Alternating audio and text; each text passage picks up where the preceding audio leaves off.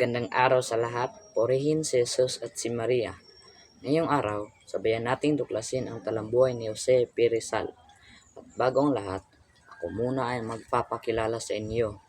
Ako po ay si Rex Yuan B. Mamaran, 12 taong gulang at nag-aaral sa St. Rita's College of Balingasag. Bago ang lahat, may tanong muna ko sa inyo. Alam mo ba kung saan inilibing si Jose Rizal? Alam mo rin ba na isa siyang matalino at magaling na manunulat at siya isang bayani sa Pilipinas? Jose Protasio Rizal Mercado y Alonso Realonda ang buong pangalan ni Rizal. Siya ay pinanganak noong ika-19 ng Hunyo 1861. Si Jose Rizal ay kapito sa magkakapatid na mag-asawang sina Francisco Ignacio Rizal Mercado y Alejandro at Teodora Morales Alonzo Realonda y Quintos. Lumaki siya sa mayaman na pamilya sa Calamba, Laguna.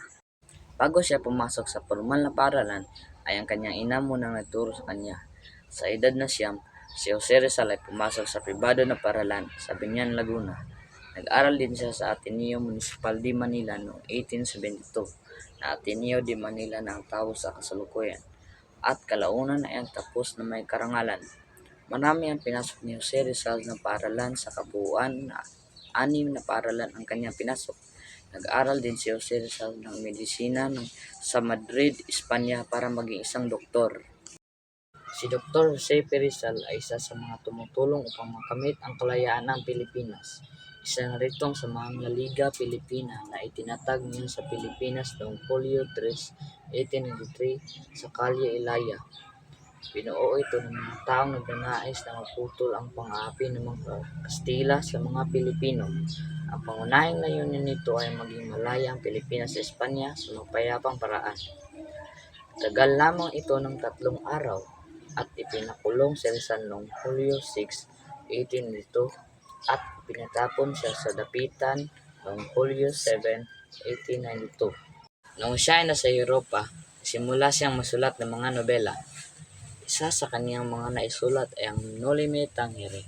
Ang Noli Me Tangere tungkol sa pagsasakop ng mga Espanya sa Pilipinas at pagbigay din ito sa mga Katolikong prayle. Isinulat niya ito upang maimulat ng mga Pilipino sa mga paghihirap na nangyayari sa bansa dahil sa pagsasakop ng mga Espanyol. Layunin ng nobela ay mailantad ang kasamaang naikubli sa pamamahala ng mga Espanyol. Ang kanyang nobela ay nilathala noong 1887 sa Berlin. Ipinagbabawal ang kanyang libro sa Pilipinas, ngunit may mga ibang palihim na nagdadala. Nang bumisita si Rizal sa Pilipinas, ipinatawag siya ng Gobernador General dahil sa mga paratang sa kanya. Kalaunan, bumalik rin si Rizal sa Europa at hindi siya tumigil sa pagsusulat. At doon nakasulat naman siya ng kanyang pangalawang nobela na El Filibusterismo. Inaalay niya ang 3 paring martir o tinatawag sila na Gomburza. Kilalang kilala ang 2 nobela ni Rizal sapagkat ang mga tinalakay dito ni Rizal ay ang mga sensitibong paksa noong kapanahunan ng pagsasakop ng mga Kastila sa mga Pilipino. Dahil sa mga librong ito, nabigyang lakas ng mga Pilipino laban sa mga Kastila. Namatay si Dr. Jose P. Rizal sa edad na 35 taong gulang sa pamamagitan ng pagbaril noong Disyembre 30, 1896 sa Bagumbayan o mas kilala na ngayon na Luneta. Bakit nga ba mahalaga na malaman natin ang talambuhay ni Jose P. Rizal? Mahalaga na malaman natin ang talambuhay niya dahil isa siya sa pinakatanyag na bayani sa ating bansa. Ito din ang nagturo ng maraming aral sa mga Pilipino dahil si Rizal ay may pagmamahal sa bayan.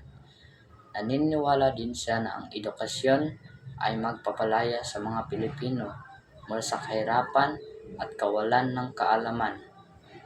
Siya rin ay may katarungan na ipakita ang mga kahalagahan ng pagkapantay-pantay ng mga tao sa lipunan, pagiging makabayan at makatao dahil sa kanyang paglilingkod at mapagmahal sa mga mamayang Pilipino. Mga aral na ito ay makakatulong sa ating lahat kung kung bibigyan natin ng halaga ang mga paghihirap at pagsasakripisyo ni Dr. Jose P. Rizal para sa ating bayan. Dahil ika nga ni Rizal, ang hindi marunong humingon sa pinanggalingan ay hindi makakarating sa paroroonan. Kaya dapat hindi natin kalimutan ang mga naitulong at nagawa niya sa ating bansa. Sana ay may napulot kayong impormasyon at makapagbigay ng aral ito sa bawat isa sa atin. Maraming salamat po.